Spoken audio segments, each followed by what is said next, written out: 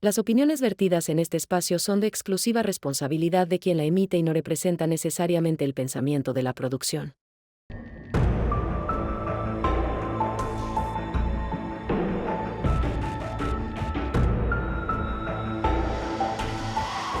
Hola amigas y amigos, bienvenidos a tu programa Relatos Forenses, en la cápsula más amada del continente americano, Reino Unido, Europa, Asia y demás países, con la maestra Vilma Naranjo en la cara del psicópata. Maestra, ¿cómo está? Yo estoy muy bien, te estaba diciendo que le tengo mucho miedo a los dentistas. Sí. Y como me están haciendo un tratamiento de injertos y de todo, ay, no, los dentistas no son bonitos, ¿eh? O con la pena, perdón, pero sí, no son bonitos. Bonitas, pero digamos que a mí no, sí no me da... digo bonitos físicamente, ya, o sea, hacen cosas muy feas. No me importa si son guapos o feos. Maestra. Pues sí. Bueno, pero está bien que, digo, ¿a poco usted dejaría... A mí me daría pena que una dentista muy, muy guapa me estuviera restaurando mis piezas dentales. Ah, o sea, si es fea no importa, ¿o No, qué? es que siento que me daría mucha pena. Ivani, no, bueno. Yo diría, ay, yo le estoy mostrando todas mis caries y la doctora muy guapa diría, sí, me da pena. Pues si te lavas tus dientecitos, no, sí, pero luego ya ve que uno come muchos dulces y híjole. Sí, ahí están las condenadas caries. Así me dice la doctora, sí, ya te conocí por tus radiografías. Sí. Y le dije, no, ya me mal conociste, porque has de haber dicho, oh, chale, Sí, qué ándele, boquita. exactamente. Ay. Sí, pero pues sí, entonces sí tengo miedo. Y le tengo miedo a los asesinos seriales y a los dentistas. No, yo también. ¿Qué vamos a hablar el día de hoy, maestra? Pues fíjate que vamos a hablar de un asesino serial con esta bonita costumbre que tenemos. Y ¿sabes qué es lo peor? Que cada vez que buscamos temas, me doy cuenta que nos faltan 3,700 casos, más los que se acumulan más los que en se la van semana. acumulando, sí. Es Porque ya ve que impresionante. tenemos Forenses News y también es muy triste porque pues es lo que va pasando actualmente. Exacto. Entonces, este es el caso de un hombre que se llama Arthur John Shawcross y se le considera como uno de los asesinos más despiadados, pero además donde nuevamente la justicia se equivoca, donde el debido proceso falla y donde pareciera que lo único que hicieron con este hombre fue programarlo, enseñarlo y dejarlo libre. Oh, ¿por qué, maestra? Platíquenos. Fíjate que este hombre, él nace en Maine, estos en los Estados Unidos, y se dice que él tiene una infancia como muchas de las que conocemos, que sufrió de abusos, sufrió de agresiones, que incluso la madre lo violentaba a nivel físico, pero además sexual. Oh. Donde el padre también llegó a abusar de él, donde en una ocasión narra que él incluso tiene relaciones sexuales con su hermana. Oh, ¿cómo cree? Entonces es como toda una historia de depravación, Sí. de violencia. A él le gustaba, y esto creo que es bien importante que nos ayudes a explicarlo. ¿Cuál sería una de las alertas que tendría un menor o un individuo para que se le pueda siquiera poner en un lugar para entonces determinar si tiene una psicopatía o no? ¿Qué es lo que tendría que hacer? Mire, cito aquí a tres conocedores, cada quien en su ámbito. Vicente Garrido, la doctora Rocío Orozco y el doctor Eduardo Calixto, cuando mencionan la cuestión de la empatía y la agresividad. Por ejemplo, todo el mundo sabemos que las personas que maltratan animales es un gran factor de riesgo, es un punto rojo. Número 2, que cuando alguien llora, y esto lo dice clarísimo el doctor Eduardo Calixto, muy bueno en un diplomado que neuropsicólogo, ¿no? No, el doctor está a cargo del laboratorio de investigación en el Instituto Nacional de Psiquiatría, Juan Ramón Pero de la Fuente. en neurociencia. Es neurociencia, sí, exactamente. ven toda la cuestión de la investigación cerebral. A lo que voy con esto es que, por ejemplo, una persona que ve llorar a alguien, cuando vemos nosotros llorar a alguien, generalmente nos causa empatía y esto nos hace que también tengamos una especie de dolor y la empatía de decir, bueno, ¿qué pasa, no? Pero la persona que cuando ve a alguien llorar y se ríe, esto es de mucho cuidado, porque estamos hablando de una persona que no tiene empatía. La otra, el maltrato a los animales. Con esto cito el ejemplo. ¿Se acuerda de este infeliz que lamentablemente aventó al perrito al caso de... sí, Scooby en la olla de aceite. De aceite, bueno, de manteca hirviendo. Pues imagínense si eso lo hace con un animal y es policía, o era policía, espero lo hayan cesado. Pues ¿qué se espera ya en actividad, en ejercicio de función, cuando ponga puesta a disposición a alguien? Pues imagínense lo que le hizo este pobre animalito, lo que le puede hacer a alguien. El problema no es ese, alguien va a decir, bueno, ok, le pegó porque se lo merecía. Sí, pero ahorita lamentablemente con tanto apapacho en el sistema penal, van a decir tortura por parte del policía puesta a disposición, protocolo Estambul y sale. Se acabó. Y entonces friega toda una investigación y sobre todo a las familias, porque sí, tal vez detuvieron al agresor sexual, pero por que no se contuvo y le pegó y lo pone a disposición horas después, por esa simple razón, sale fuera. Pero ¿por qué se dice en esta famosa triada que hoy se sabe que cuando fue creada no es que para poder ver si hay un rasgo de psicopatía se tengan que tener tanto violencia contra animales, la piromanía e incluso el orinarse, ¿no? A una edad donde ya debería de haber un control de esfínter. Pero hoy se sabe que se puede tener una o se puede tener otra. No todos los psicópatas tienen esto. Así es. Pero ¿por qué sería importante en un individuo como Arthur que tuviera las tres?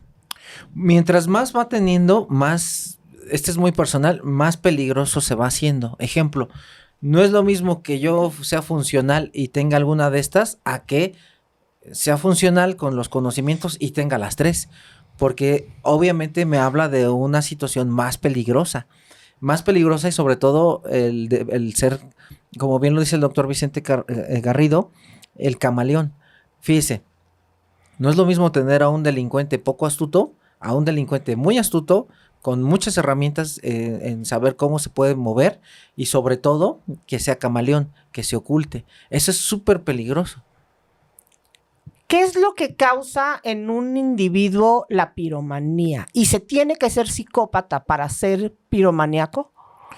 Pues mire, en muchas personas, al inicio cuando son niños o adolescentes, algunos sí tienen rasgos de piromanía. ¿Por qué? Porque, digo, aquí me incluyo también, pues yo incendié la piñata de una posada. Por una cuestión de obsesión para poder quemar una pequeña estructura de papel de China. Pero después, cuando yo veía estas escenas de acción, yo lo que hacía era comprar muchos cohetes de estos de chispas y los encendía en todos en cadena porque me gustaba mucho hacer el efecto. A tal grado que un día estaba incendiando la casa de mi abuelita con todos los periódicos que teníamos ahí para hacer piñatas. Pues de chamaco no le ve uno tanto problema, no mide el peligro y entonces coloqué todos estos cohetes cerca del periódico y cuando entraron en la casa, mis tías, pues se espantaron porque yo ya estaba incendiando la casa. Claro, podemos tener rasgos de piromanía, pero esto se va también controlando con buenos cimientos en el sentido de que está la familia, la escuela y nos va haciendo entrar a la regla. Si nosotros tenemos rasgos de piromanía, pero no tenemos esas estructuras sólidas que nos van haciendo que acatemos la norma, la regla, pues el problema está ahí, maestra. Podemos tener todos rasgos, porque incluso yo aquí lanzaría una pregunta al aire para toda la gente que nos ve. ¿Quién de nosotros mentalmente está sano? Todos tenemos fracturas en este sentido. Tenemos fracturas, voy a mencionar varias. Hay personas que tienen fractura en cuestión depresiva. Usted va a decir, pero por ese te deprimes. Ejemplo, ¿no? Voy a poner ahorita una relación sentimental. La muchacha que dejó al chavo, o que más bien que él la dejó. Va a decir, oye, mamacita, párate, báñate, arréglate, estás bien bonita, por ese, bueno, para nada, estás toda deprimida, ya dejaste tus estudios por ese tipo que ni trabaja, ni estudia, pues, ¿qué quieres en la vida, no? Tal vez para usted, esa depresión es mínima. Sí, no vale la pena. Ándele, pero para esa persona Sí, claro. está completamente rota. Y tal vez su mayor trauma en la vida va a ser perder ese chico malo, ¿no? Por ejemplo. Hay personas que están rotas en la cuestión de un duelo laboral, por ejemplo. Yo conocí a una persona muy de familia que decía, es que yo le hago falta a la institución, pero la institución me hace falta a mí. Entonces, cuando yo escuché esto, yo, la verdad, maestra, al principio yo tenía este error, como muchos lo tenemos cuando entramos a instituciones de mucho prestigio, y decíamos, es que yo no me quiero ir de aquí, y también no me quiero jubilar, y quiero morirme aquí incluso en las instalaciones, ¿no? A tener ese grado tan patológico de pensamiento. Pero cuando yo escucho hablar a esta persona que dice, es que yo necesito la institución para vivir, dije, oye, ¿realmente esta persona está mal? Porque, ¿por qué tendría que tener la necesidad de una institución para poder ser feliz, para poder trabajar? Imagínense que lo despidan, porque al final de cuentas es triste reconocerlo, pero es la realidad. Todos somos piezas desechables en las instituciones, nos guste o no, porque las instituciones van a quedar ahí y van a seguir contratando a gente nueva y son ciclos, somos ciclos. Pero esta persona que tal vez dejó todo en la institución y al final la despiden o se va, pues, ¿qué va a pasar con este tipo de duelo, no? Entonces, a lo que voy aquí es que todos, en algún momento, todos los seres humanos estamos fracturados mentalmente por alguna situación que usted quiera. Entonces vendría la pregunta al aire, ¿quién de nosotros mentalmente está sano? ¿Y qué es lo sano, no? Entonces, yo considero que una persona que tiene ciertos trastornos, como muchos lo tenemos, ya sea narcisista, ya sea obsesivo compulsivo, hiperactivo, lo que usted guste, depresivo, por ejemplo, si no tiene los buenos cimientos, como hace ratito se decía, la familia, los apoyos de estos apoyos que son los amigos, la escuela, actividades recreativas, pues tenemos dos vertientes. Una, o podemos delinquir o ser personas antisociales, o la otra, tenemos rasgos, somos funcionales y estamos dentro de una sociedad. Él ha hablado de una familia que básicamente le daría una razón y una justificación para ser quien o para convertirse en quien es al momento de que empieza a formarse esa historia. Esto lo vemos mucho en todos estos asesinos o en los cómplices, ¿no? De estos asesinos, las cómplices de estos asesinos, donde vemos que hubo fractura, como bien dices, en la casa, donde no estuvo bien estructurada todo lo que era esta familia, donde había un padre presente o no está presente. Entonces esto va cambiando la situación de la persona. Sí. Él se va a Vietnam. En Vietnam, él dice que para empezar mató a más de 30 personas, entre soldados, ¿no?, del ejército contrario y civiles.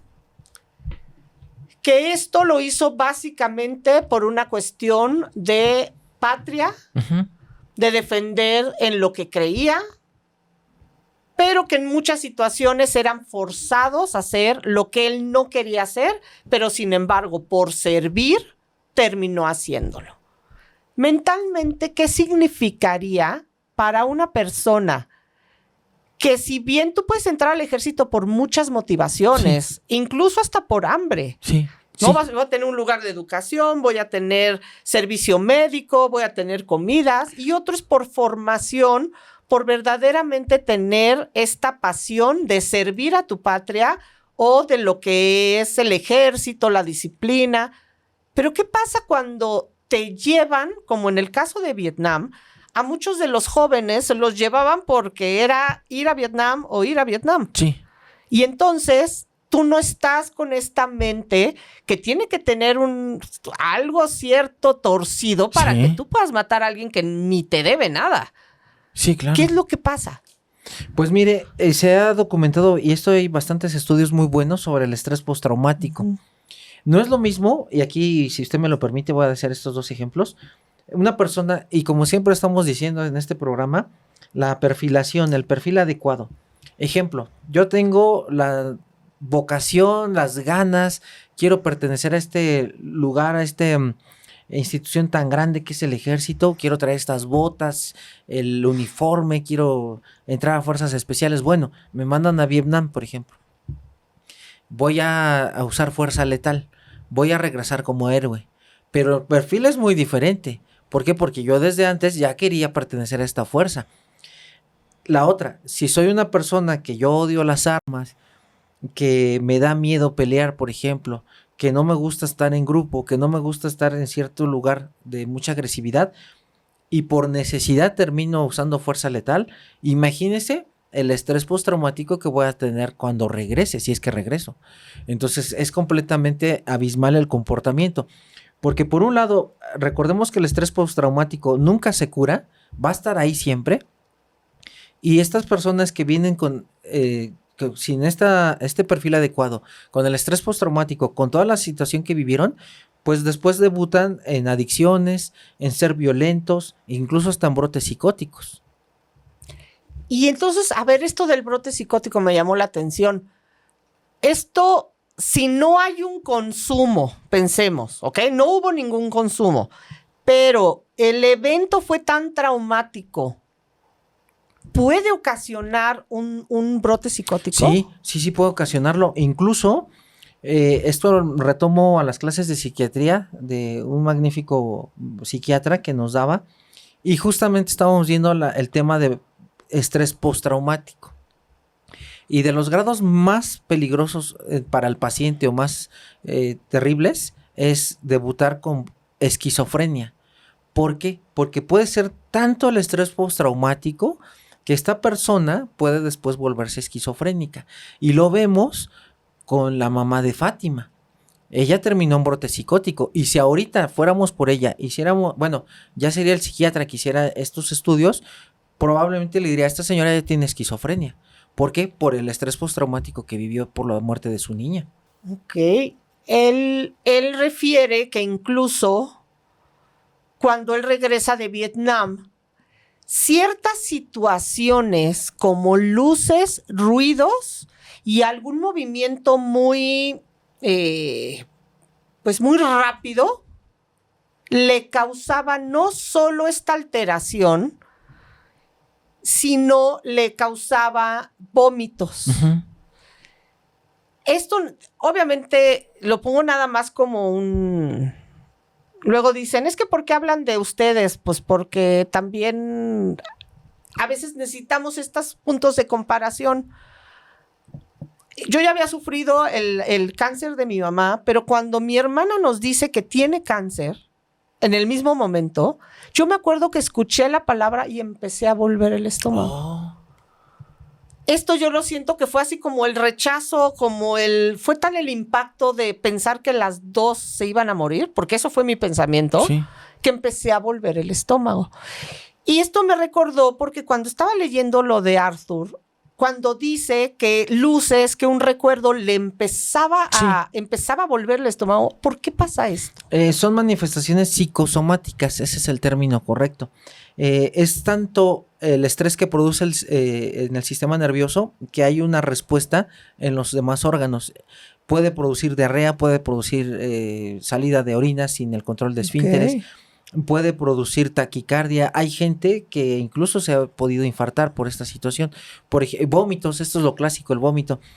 Por ejemplo, fíjese, ya nada más para mencionarle esto, uh-huh, del estrés postraumático que yo tengo y que jamás se me va a quitar, a pesar de que ya tuve psiquiatra, psicólogo, todo. O sea, el estrés postraumático iba a quedar siempre. Entonces, yo un mal que tengo es que si yo estoy dormido, generalmente yo duermo con la luz encendida. Por el estrés postraumático. ¿De verdad? Sí. Y no por lo que te dedicas, no, por esto. Por el estrés de que uh-huh, a mí me pusieron la pistola en la casa, me amarraron, decían que a mi madre que la estaban violando. Uh-huh. Entonces, para mí fue tan terrible el estrés postraumático que cuando de repente sí pongo una lamparita y tengo la luz tenue y la apago, ¿no? El foco principal. pero cuando alguien entra gritando a la casa, no sabe cómo me porto, ¿eh? Pues claro. Yo brinco y siempre brinco en posición de guardia para golpear. Entonces, y con una taquicardia terrible. Un día había una perrita ahí en la casa que con una perrita se limaba las uñas. ¡Ay! Y un día yo estaba estudiando para un examen y empieza a limarse las uñas en el concreto del patio y empieza ahí, duro y duro. Yo, se lo juro, creí que estaban con una cegueta cortando el candado para entrar a la casa. No sabe, maestra, cómo casi me infarto, sentí que el corazón se me salía. Y pues mi mamá tiene portación de arma a raíz de lo del, bueno, permiso ahí para la casa, incluso la Constitución lo señala. Sí, claro. De arma. Y entonces agarro el arma y voy temblando, donde se oía el ruido, y ahí estoy arrastrándome en el piso y todo. Ay, y ahí estoy apuntando. Y ya cuando veo de dónde viene el sonido, que me asomo, pues era mi perrita que estaba ahí en el concreto. Pero vea a qué grado me llevó mi estrés postraumático. Claro. Ahora, regresando a este caso, vea todo lo que puede suceder con estrés postraumático. Voy a tener que adelantarme, que no me gusta, pero en esta ocasión me voy a adelantar para poderme regresar a todo lo que vivió como violencia cuando era joven, donde fue abusado, donde fue golpeado. Estas ya son en declaraciones cuando él, pues obviamente sabemos que fue recluido, ¿no? Porque si no, no sabríamos su historia. Pero de pronto le empiezan a hacer exámenes y se dan cuenta, por medio además de testigos, de la propia familia, de la propia hermana, que nunca sufrió esto. Que todo fue inventado. Mire, puede ser inventado, pero ¿fue cuando regresó de Vietnam? ¿O antes? Una vez que lo recluyen, Ajá. ok, ya en el porque hubo un primer episodio. En el segundo episodio, curiosamente el caso de Arthur es de los primeros donde la perfilación entra como una herramienta que sí puede hacer este proceso para saber el comportamiento, el por qué, cómo y dónde hizo las cosas un individuo, un delincuente que se esté buscando, cuando Robert Ressler y se me fue el nombre del otro. Bueno, ustedes saben, los dos perfiladores, Douglas.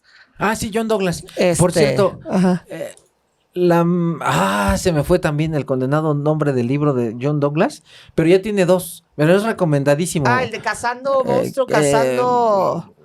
Creo que sí, Cazando Monstruos, ¿no? Cazador de Mentes. Ajá, buenísimo, sí, ajá. Buenísimo. Compren el libro, no se van a arrepentir. Es espectacular. Es espectacular. La serie nada que ver, ¿eh? El libro, lean el libro. Sí, porque la serie está basada en ellos dos. Está basada en el libro.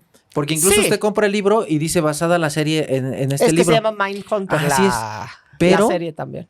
Compren el libro de Cazador de Mentes de John Douglas, no se van a arrepentir. Chulada de libro, ¿eh? Sí. Para perfilación, exactamente. Sí, porque ellos son los que inician verdaderamente lo que es la unidad de análisis conductual, lo que vemos en las películas y en las series de Criminal Minds. Bueno, sí existe en Cuántico, en Virginia, sí existe esta unidad. Pues él fue uno de los hombres a los que tanto las bases que deja o empiezan a formar Ressler y Douglas es que se empieza a hacer la perfilación de este hombre. En esta perfilación se dan cuenta mediante las investigaciones, mediante todas las entrevistas, estas declaraciones, que no sucedió nada de lo que él menciona, que todo lo está utilizando como un medio de manipulación, porque lo primero que Arthur dice es que todo lo que él hizo desde su infancia marca para que se convierta en el hombre que hoy es. Así que si la carencia de empatía, la carencia de todos estos códigos de civismo, de cuestiones morales que tendríamos que tener como individuos, él carece de ellos precisamente por la violencia que tuvo en su formación.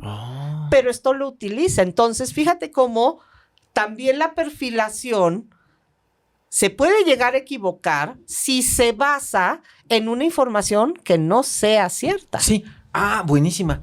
Mire, ¿sabe cuál es el problema o la gran complejidad de perfilar a personas con conocimiento y con estos trastornos? Maestra, híjole, está bien cañón, ¿eh? ¿Por qué? Sí. Porque estas personas que pueden perfilar a la gente que ha tenido muchos conocimientos y que sabe por dónde va, maestra, es súper fácil manipular. Y esto yo lo aprendí con los amigos custodios de la cárcel. Te dice, ese cuate es bien manipulador. Mira, aprende cómo ve, cómo te dice. Tiene labia el que está ahí privado de la libertad. Y sí es cierto. A mí me consta cómo abogadas, médicas, incluso pasantes han terminado siendo novias, ¿sí?, de estas personas, por la labia, la manipulación tan buena que hacen. Yo conozco a alguien que manipuló y supo perfectamente manipular a 2 psiquiatras, ya de alta especialidad, y aún así los manipuló y logró obtener lo que quiso. Entonces, esto es, si una persona, mientras más va teniendo conocimiento, está también bien complicado, porque sabe cómo manipular y logra todo lo cometido. Es un depredador nato.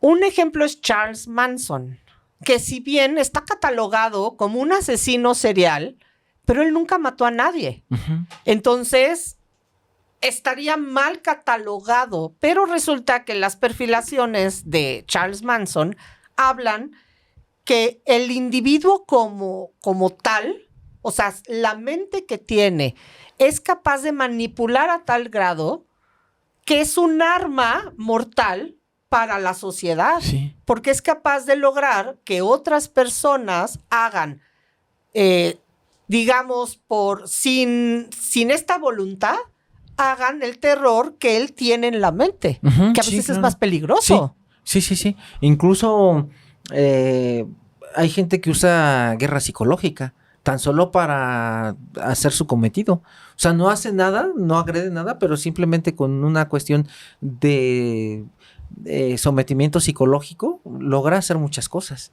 O sea, son personas que dice usted, híjole, está bien tremendo la cuestión de su psique, no de la patología, sino de cómo obtienen las cosas por base a la manipulación.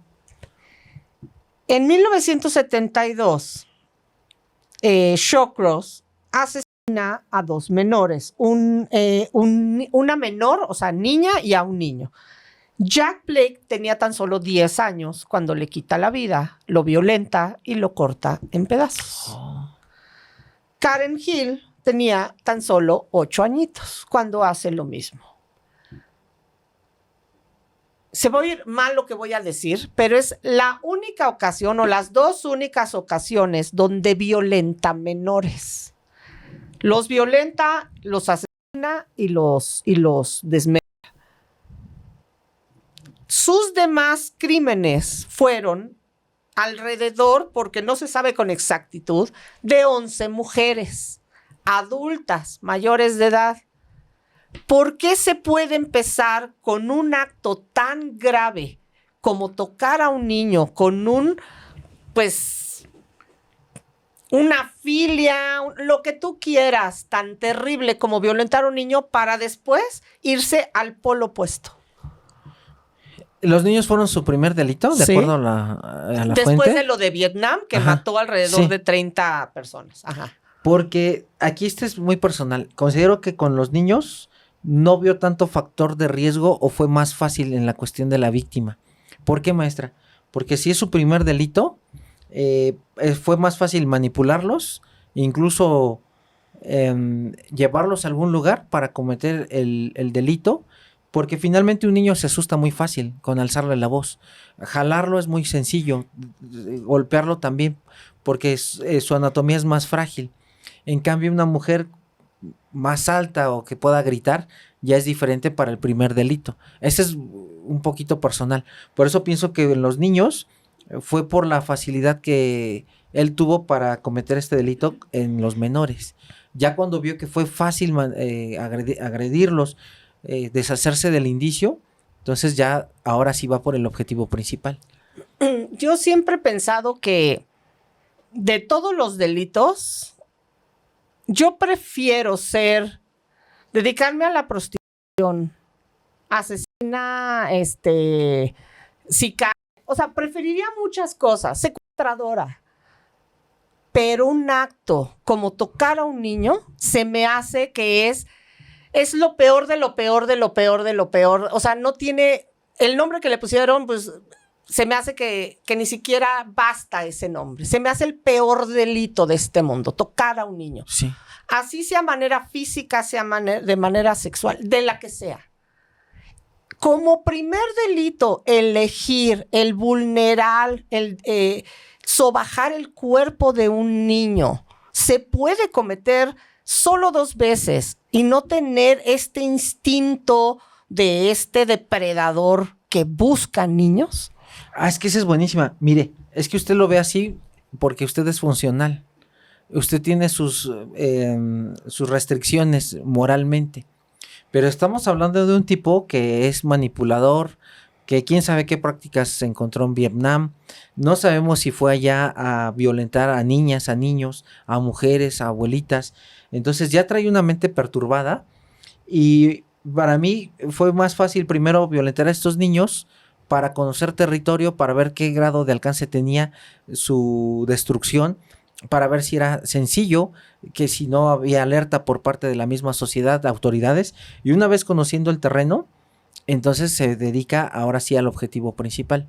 Para mí los niños fueron nada más como una prueba de ensayo y error en la comunidad donde va a empezar a delinquir. Pero muestra lo monstruoso que claro. es. Tan monstruoso es que sabe manipular, que inventa, muy seguramente adicto a alguna sustancia, y tan monstruoso es que mínimo fueron 11 mujeres. O sea, no fue 1 o 2, fueron 11. Por estos delitos es detenido, lo llevan a prisión y le dan una sentencia de 15 años. Porque él hace una especie de trato con la fiscalía de que él se va a declarar culpable si únicamente lo sentencian por el niño Blake, pero no por la niña, la de 8 años. No me preguntes por qué. Aceptan este trato, por lo que solo está a 15 años de los 25 que en inicio le habían dado como sentencia.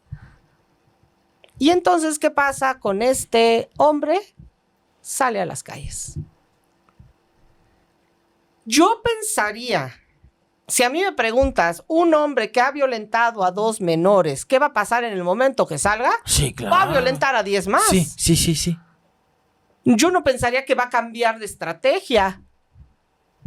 Es correcto. ¿Qué es lo que, o qué este tiempo, en lugar de darle, digamos, las herramientas y que ya cambió, y que, ¿por qué de pronto deja, como bien dices tú, ok, su prueba y error, pero entonces empieza a buscar mujeres, pero además ya lleva para este entonces 3 matrimonios, obviamente fallidos, donde tiene hijos, donde violenta a las mujeres, donde ha sido detenido por el asesinato, solo la sentencia de 1, pero realmente es por el delito de 2 menores, y sale una 4ª mujer que se enamora de él y se casa.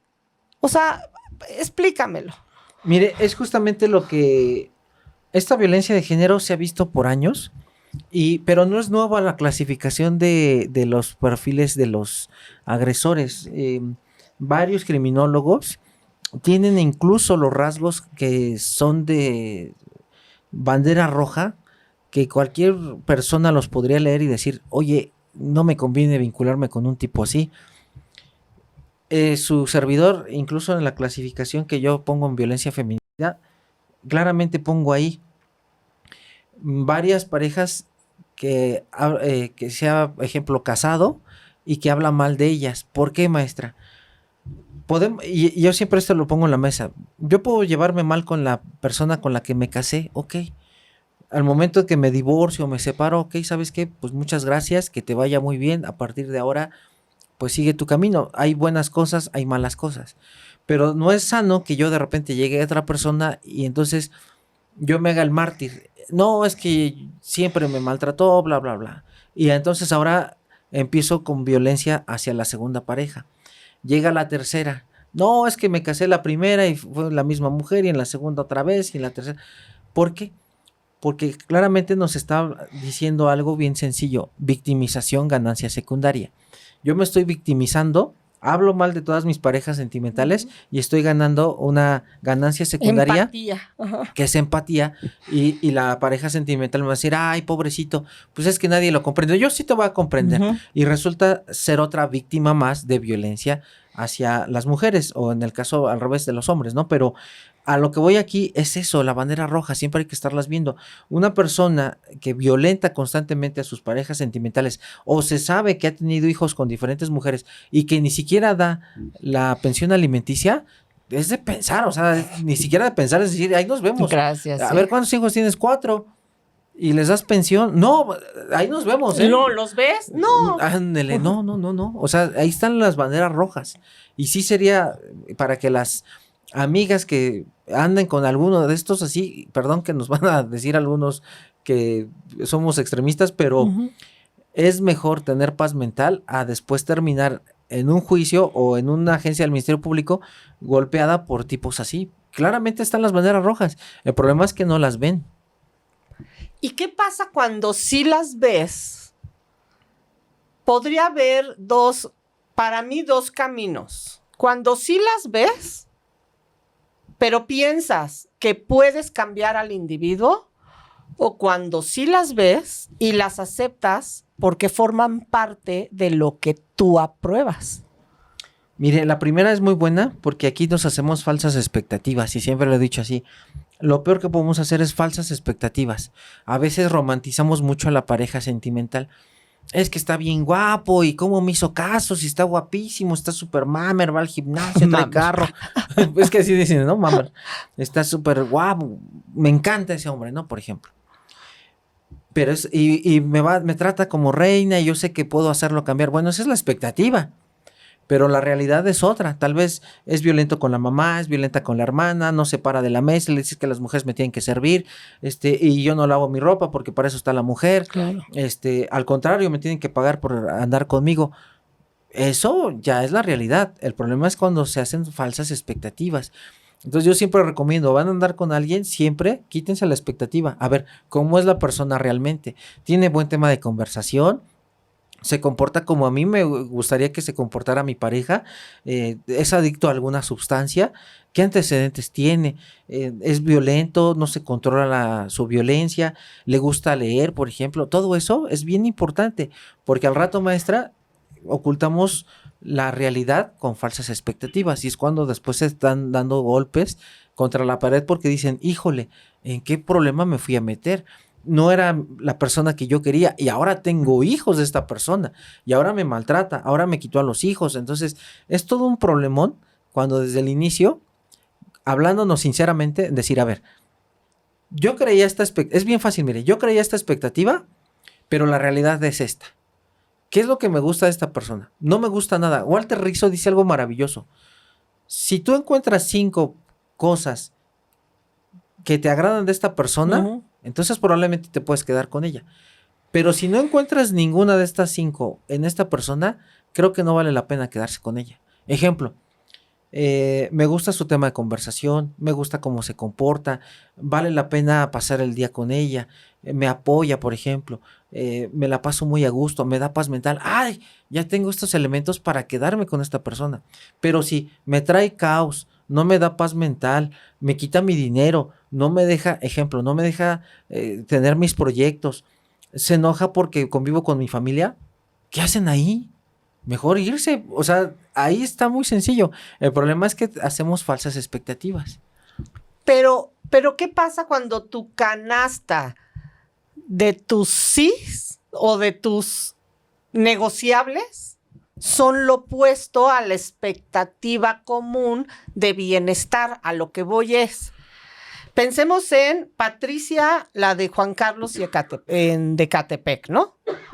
Pensemos en Clara y Jorge de los de Iztapalapa.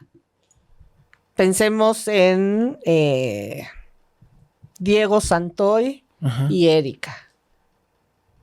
Esta mujer se enamora y se casa con Arthur, que ha sido procesado por violentar a 2 niños. Y no solo violentarlos, quitarles la vida, desmembrarlos.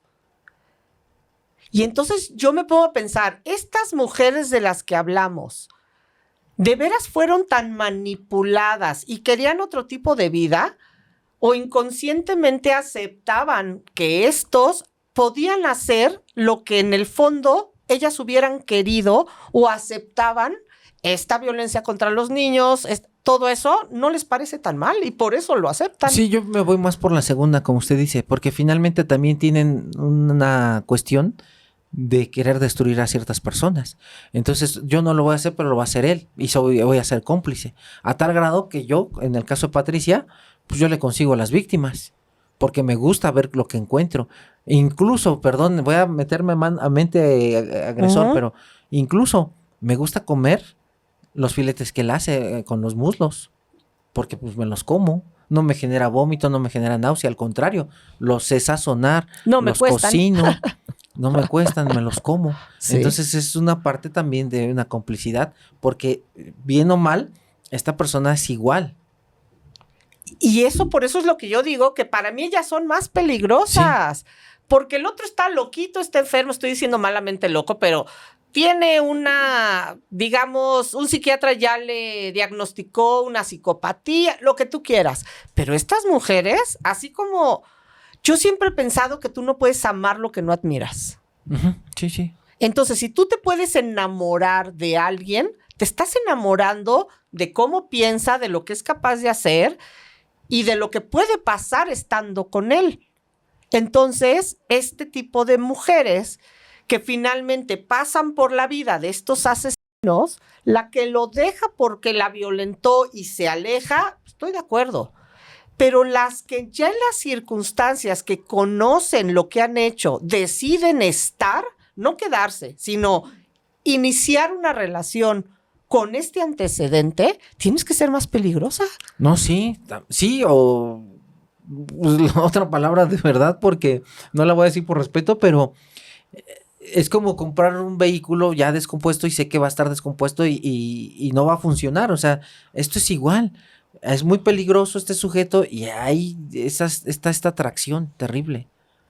Estas abogadas, como dijiste tú, médicos, psiquiatras que van a los penales y se enamoran de su cliente que ha confesado que mató a 20 personas. Fíjese, rápido le comento, a mí me tocó un caso de conocerlo por un colega que dábamos clase en una escuela de criminalística y había una alumna que era muy guapa.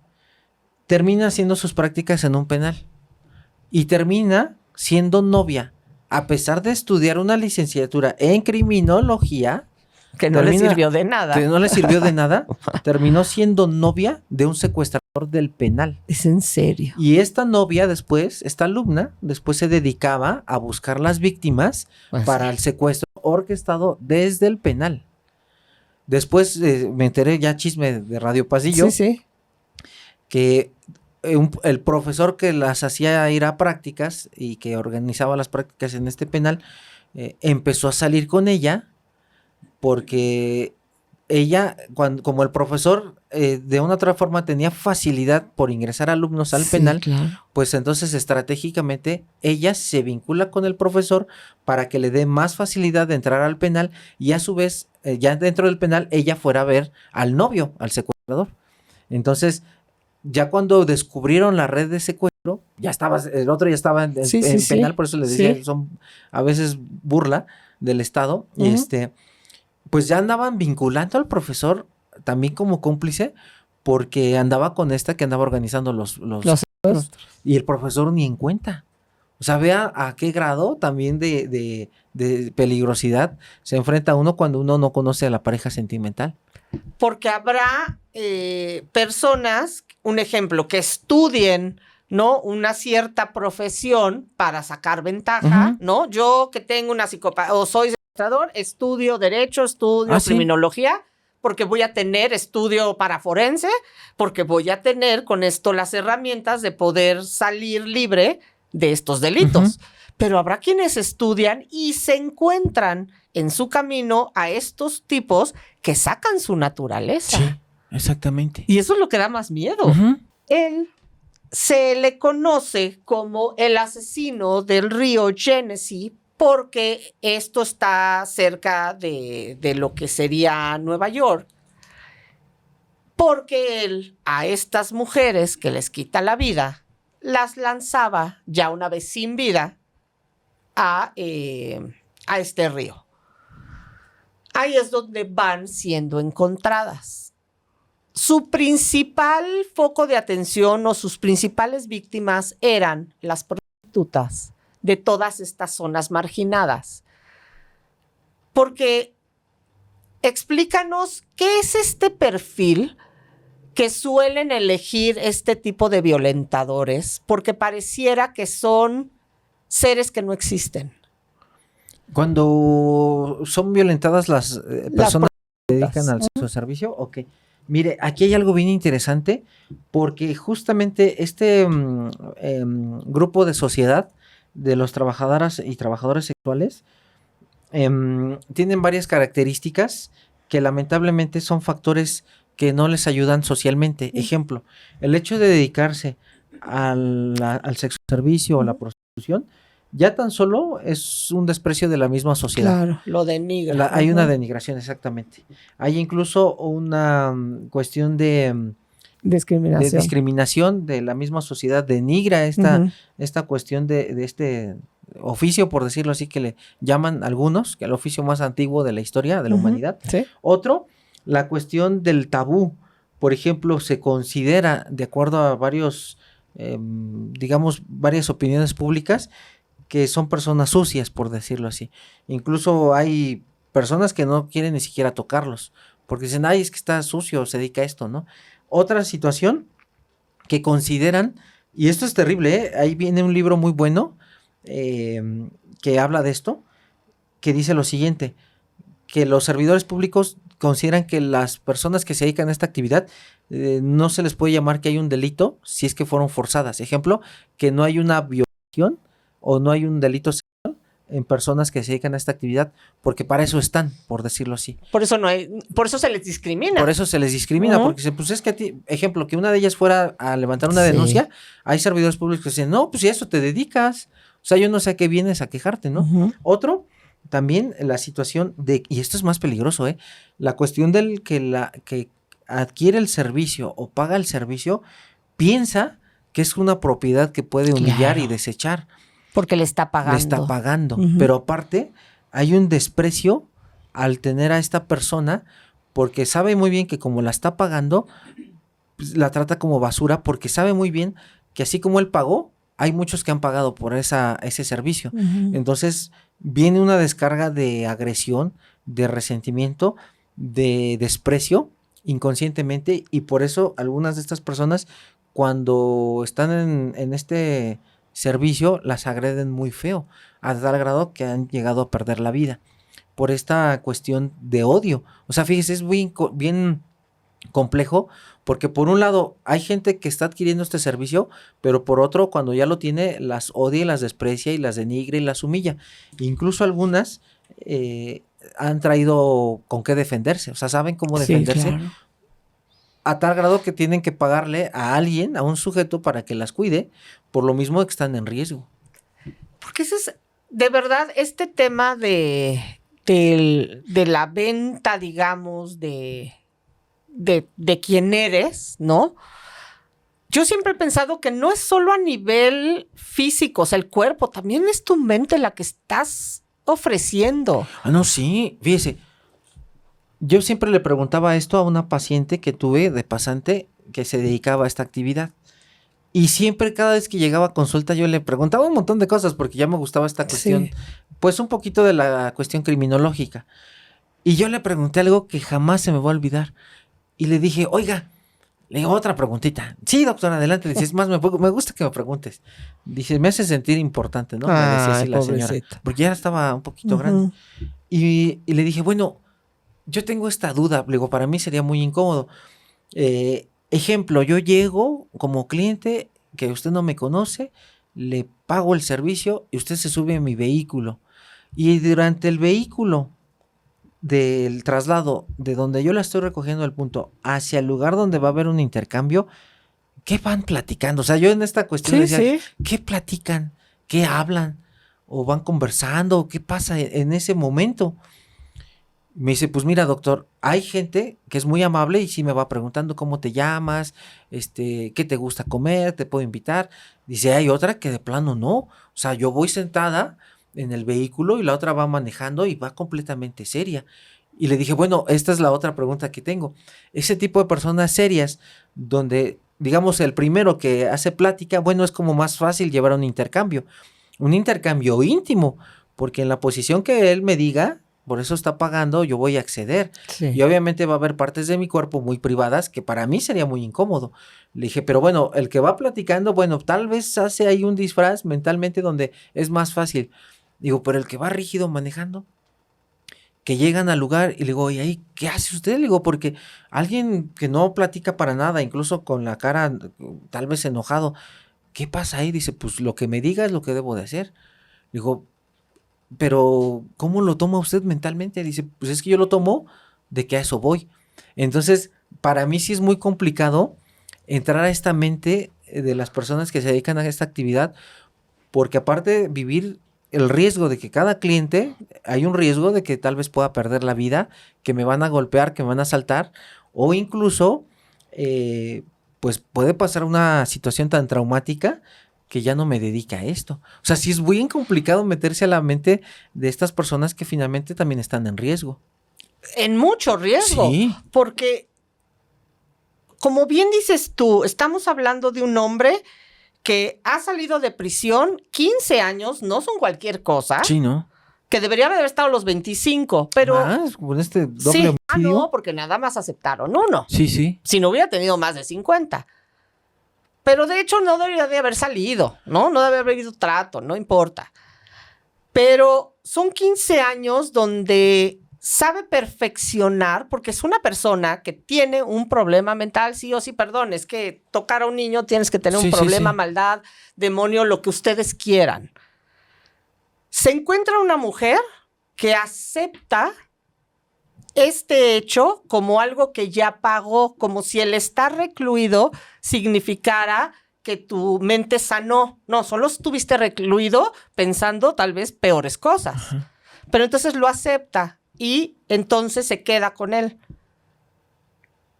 Este hombre lo que hace es buscar este perfil de mujeres que, como bien dices tú, de entrada son invisibles, son menospreciadas. Pareciera que no valen la pena ni siquiera la investigación. Entonces sí las pone en un lugar tan vulnerable que uno de estos tipos las ven como pues como un acto, como sacrificar un animal y no pasa nada. Pero entonces del otro lado están estos hombres que las violentan, las humillan, las utilizan, pero las contratan. Pero tienen una intimidad con ellas. Entonces, vuelvo a lo mismo. ¿Quién es peor? No estoy diciendo que alguien que la menosprecie sea mejor o peor que alguien que le quite la vida, pero finalmente están matando a una persona, aunque sea en alma, la están violentando de igual manera. Entonces, estas personas que las violentan y las utilizan y después se van a su casa a tener una vida de familia, es lo mismo que están haciendo estos asesinos, tener una doble vida. Sí, muchos de ellos tienen doble vida. Acuérdense que hasta tienen familia y todo. Son miembros hasta de ciertos grupos religiosos, políticos. De sus víctimas, resulta que la primera es Dorothy. Esto comienza en el 88, ¿ok? Ya como su primera víctima. También está Ana, Dorothy.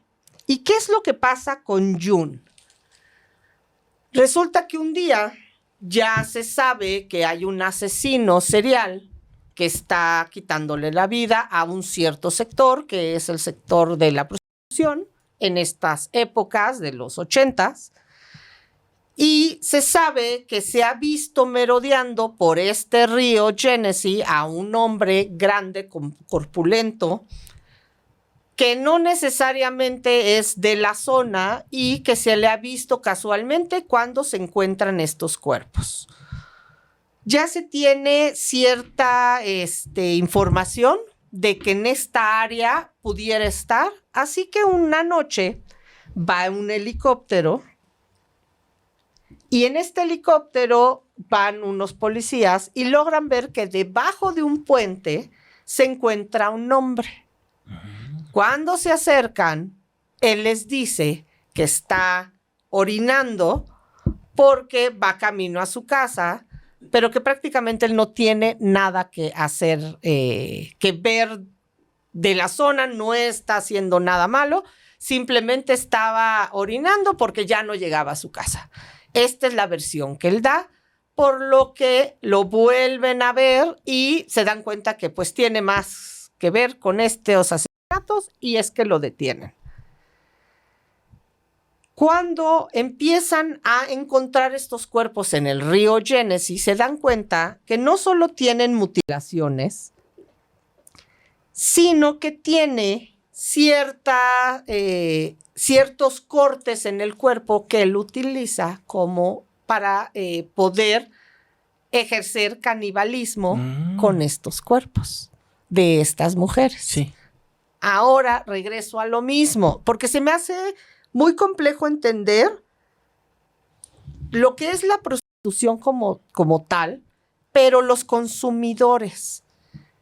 Una persona que tanto detesta, tanto denigra a alguien, hombre o mujer, que se dedique a este oficio, pero entonces puede combinar cuerpo hasta fluidos, Jorge. Y en este sentido, ¿se lo puede comer? ¿No estás comiéndote lo que tanto estás diciendo que odias? Sí, lo que pasa es que este tipo de comportamientos, maestra, puede ser una situación de ambivalencia, puede tener digámoslo así, un amor-odio o una atracción-odio. Por un lado me gusta físicamente, pero sé que se dedica a esto, voy a pagar para este servicio y cuando estoy disfrutando puedo aniquilar porque tengo este odio. Entonces es como hemos visto relaciones de pareja que también hay una ambivalencia una ambigüedad que dicen, es que la amo, pero también la odio. Y ahí es un hilo muy delgado. Y yo me he dado cuenta en los feminicidios, porque por antecedentes de los agresores dicen, pues era el novio, pero la celaba. ¿Y qué sucedió? Bueno, resulta que en una situación donde ella se quiere ir, pues él se enoja bastante y termina con la vida, sí, porque por un lado la amaba, pero por otro lado es su pertenencia, que esto es peligrosísimo, la cosifica, una cuestión de cosa, de objeto, y el momento en que el objeto se puede ir es cuando la priva de la vida porque se esté yendo lo que ama, pero también lo que odia, y no puede soportar que lo que odia va a terminar con alguien más. Entonces, por eso es que de repente se llegan a dar este tipo de delitos muy violentos. Entonces aquí igual, puede ser que por un lado me atraiga físicamente esta persona, pero por otro tengo un desprecio tremendo. Y cuando estoy haciendo el acto, o después del acto, puedo puedo quitarle la vida por el odio que le tengo. Pero al principio fue una atracción, por eso adquirí el servicio. Hoy entiendo, y yo soy de la época del virreinato, ¿verdad? No tengo la mentalidad, o sea, no fui educada con la mentalidad que tienen muchos jóvenes ahora. Sí. Y yo entiendo que ahora que el sexo y el amor no es lo mismo. No es lo mismo. Tú puedes tener una relación sexual y no amar. No las mujeres que tanto dicen es que una mujer necesita tener una vinculación emocional. Perdón, hoy yo creo que no. Sí, ¿no? Puedes tener la misma vida sexual que un hombre sin meter los sentimientos. Uh-huh. ¿Que es mejor? Pues posiblemente, pero no forzosamente. Tú puedes respetar a alguien en una intimidad sin estar enamorado. Sí, exacto. Lo que voy con esto, ¿se puede de verdad amar lo que se odia? Sí, hay relaciones muy complicadas, súper complicadas, maestra, que incluso ha habido relaciones de papá e hijo, donde hay un odio del papá por este maltrato, pero también cuando muere el papá a veces hay un amor de que finalmente se da cuenta que a veces lo trataba bien. Entonces sí puede haber relación amor-odio. Yo conocí un caso de una pareja sentimental que el chavo la amaba con profundidad, como usted no tiene idea, iba por ella, le daba todo, pero cuando se enojaban era un odio que casi la quería matar. Entonces sí se pueden las dos, nada más que esto es muy peligroso, son relaciones súper turbulentas. Yo estaba oyendo a Vicente Garrido en una entrevista y él decía que lo importante de reconocer a los psicópatas era aquellos que tenían emociones humanas, mas no morales. ¿Qué será la diferencia? Que cuando decimos, es que un psicópata no tiene emociones, no, sí tiene. Lo que pasa es que no tiene las emociones morales o sociales que son aceptadas. Tiene las emociones, puede odiar. Sí, las viscerales. Exacto. Puede sentir ira, puede sentir una gratificación, pero no va a sentir el sacrificio de alguien o no va a sentir ternura o va a entender por qué te duele que se muera tu papá cuando lo que quiere él es matar a los papás. O sea, esas emociones no las tiene. Arthur lo que hace es que cuando ingresa a prisión, cuando lo detienen, empieza a sacar toda la información que les decía, que si de chiquito lo violentaban, que si lo amarraban, que si lo golpeaban, y entonces saca Vietnam. O sea, utiliza todos los medios de manipulación que va a tocar los corazones de todos los que están ahí, e incluso dice que todas estas situaciones causaron un daño mental en él. ¿Una situación puede causar un daño mental? Sí, era lo que estábamos hablando. El estrés postraumático finalmente sí puede ocasionar un trastorno mental. Sí, pero que te convierta por un suceso en un asesino sin que tengas una psicopatía. Esa es muy buena pregunta. Mire, esta es muy personal. Considero que la forma y la causa de cómo se da el efecto sí puede repercutir. Ejemplo, hay personas que por alguna situación muy traumática de alguien que les duela mucho, sí después puede convertirse en esta figura como del Robin Hood o del justo para ir incluso se puede convertir en un serial con un perfil de este tipo de, digamos, de víctimas, cuando no son víctimas, sino son los agresores. Ejemplo, en una situación muy descontrolada, que a mí me afectara algo terrible, de ver una situación muy trágica, yo estoy seguro que yo podría ser un serial de este tipo de personas, por ejemplo, de un pederasta, de un feminicida. Incluso yo podría andar cazando feminicidas, secuestradores, por esta cuestión de justicia. O sea, yo sí podría convertirme en un serial por buscar justicia, y mi objetivo, justificándome, sería por quitar este tipo de lacras de la sociedad. Sí, ahí sí te entiendo. O sea, pensar, yo amo a mis hijos y toco madera en otra vida, en otro plano, en otro universo. Hay una mujer como yo que por no cuidar a su hijo se ahogó en una alberca. Y fue tal el impacto emocional que tuvo en mí, que ahora que voy a las albercas veo a una mamá que no cuida a su hijo y entonces mato a la mamá porque no lo cuida. Y voy y mato a otra mamá. Y entonces me empiezas a hacer, pero no es el psicópata que conocemos. No es el psicópata que disfruta el hecho de matar. Aquí tiene ya un problema emocional que hace que desvíe esta intención y haga daño para dañarse a sí misma, como castigando quién es, pero no se quita la vida. Pero son diferentes. O sea, tú te podrías convertir como este Robin Hood que dices, pero es por todo lo que has visto, por un trauma, no por el hecho de que necesites encaminar estos rasgos que tienes para entonces con esto alimentar este odio o esto que te llena. Es diferente. Sí, sí. Sí, estoy muy de acuerdo con usted. Y entonces resulta que Arthur utiliza todo esto precisamente para que los miembros, tanto de la fiscalía, quien lo acusa, familiares, todo, digan, es que pobrecito, es que tiene un daño mental por todo lo que ha sufrido. Y entonces es cuando sale la familia y dice, no es cierto, él no vivió nada de lo que está diciendo. Esto es pura manipulación. Entonces él está totalmente consciente que utilizando esto, pues va a obtener, si no la libertad, por lo menos menos sentencia. Él le dan una cadena perpetua por el asesinato de por lo menos 11 personas, o sea, 11 mujeres. Queda todavía el antecedente de Karen, la niña de 8 años, que no fue procesado.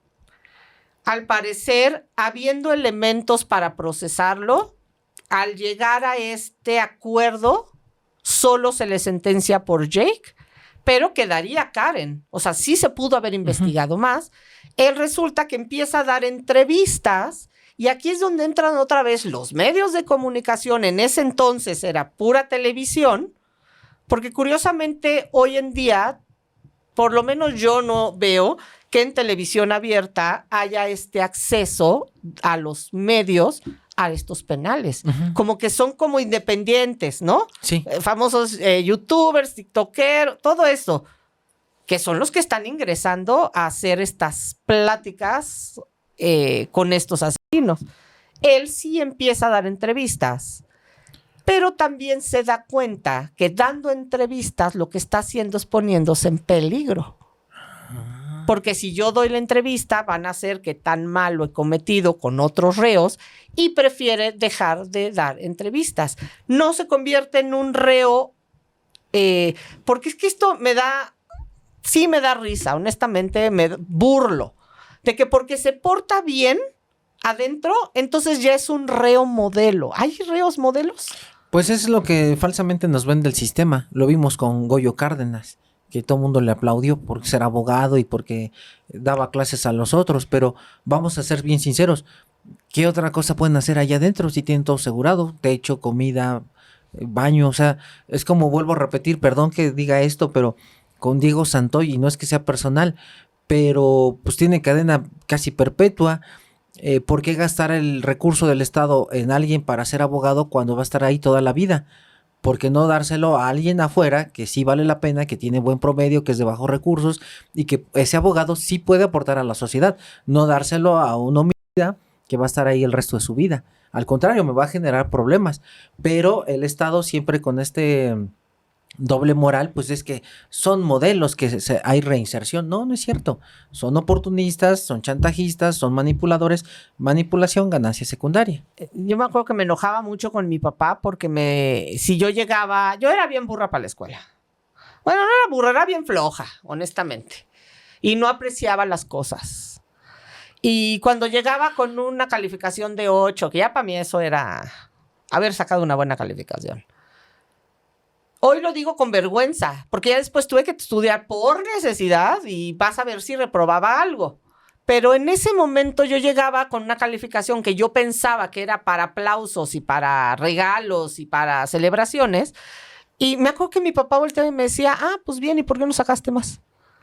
Y yo le decía, bueno, es que con nada te doy gusto, no puede ser, yo estudiando para traerte y ni siquiera me felicitas.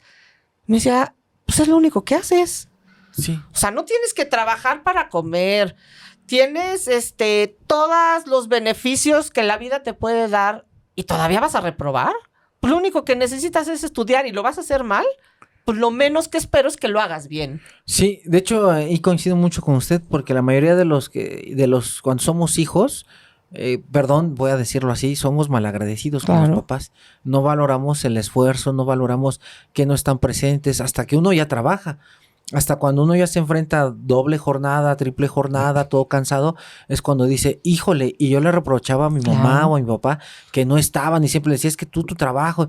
Y ahora que uno ya está del otro lado, cuando uno ya es empleado, dice, híjole, qué malagradecido fui con mis padres. Y creo que todos en un momento somos así cuando somos adolescentes. Y entonces esto lo traigo porque cuando hablan de los presos modelo, que es un asesino, que es un violentador, pero ahora se porta bien y ahora le da la palabra de Dios, y no me estoy burlando de la religión, me estoy burlando de la doble moral. cuando hay víctimas afuera de estos desgraciados que le quitaron la vida y están estos niños huérfanos o estas abuelas que ahora cuidan a los niños porque la mamá la violentaron, una mamá que se quedó sin vista o que se quedó sin algún miembro porque fue tal atroz, pero entonces ya son buenos y es lo mismo. Que se porten bien, pues es que para eso están, o sea, no están para seguir haciendo estupideces. Sí, es que es una doble moral que el Estado maneja y lo va a seguir manejando, porque de una u otra forma se quiere justificar de que su sistema reinserta, pero vuelvo a repetir, a mí que viniera alguien con esta reinserción, yo no me atrevería a estar con esta persona. Yo. No, estoy de acuerdo que no.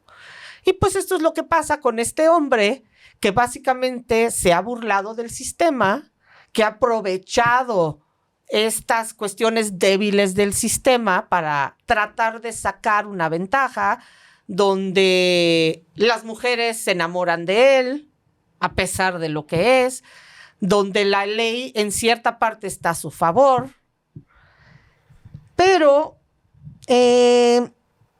yo sí te podría decir que yo sí creo que hay una cierta justicia divina y creo que así como le pasó al de Colombia, a Garavito, que le dio un cáncer y que iba a salir en febrero y en enero se muere, que sí lo digo con gusto porque qué bueno, y yo no le deseo un cáncer a nadie porque creo que es de las enfermedades más desgraciadas que hay, pero para un ser así que sufra. Pues este hombre, Arthur, después de dar entrevistas, después de pedir su liberación anticipada, porque es un buen hombre, porque ya no quiere violentar niños, ya perdonó a las prostitutas, ya es bien buena persona, ¿no? Sí. Va camino se empieza a sentir mal, empieza a dolerle el estómago, y va camino a la enfermería, ¿no? Al área médica, y de pronto va a tener una atención, le da un paro cardíaco y cae muerto. Oh. Bueno, hasta eso, pues... Nos estamos volviendo bien malas personas porque ya nos da hasta gusto. No, pero es que fue fulminante, maestra. Sí, pero ojalá le hubiera dolido un poquito. Sí, por eso me refiero. Pero bueno. Pero pues esta es la historia de el asesino del río Genesee, que pues es que es uno de tantos. Sí, y esto vamos a seguir, hable y hable, porque pues lamentablemente el mal no termina aquí, maestra. Siempre, y esta es muy teoría mía, siempre he dicho que el humano es malo por naturaleza, pero se llega a colocar en una sociedad cuando tiene los pilares básicos como es una familia, una escuela, amigos, pero en sí considero que el humano es malo por naturaleza, porque es la única especie que goza al destruir a otras especies y a su misma especie. Como dice ahí un personaje muy interesante, el hombre es el lobo del hombre. Pues muchas gracias, maestra. Muchas gracias a ti. Amigas y amigos, llegamos al final. Muchísimas gracias por quedarte. Estamos a punto de llegar a los 900,000 almas en este gran barco que vamos aquí muy plácidamente en este mar inmenso de conocimientos. Así que ayúdanos a llegar al 1,000,000 y cuídate mucho. Bye. Gracias, maestra. Gracias.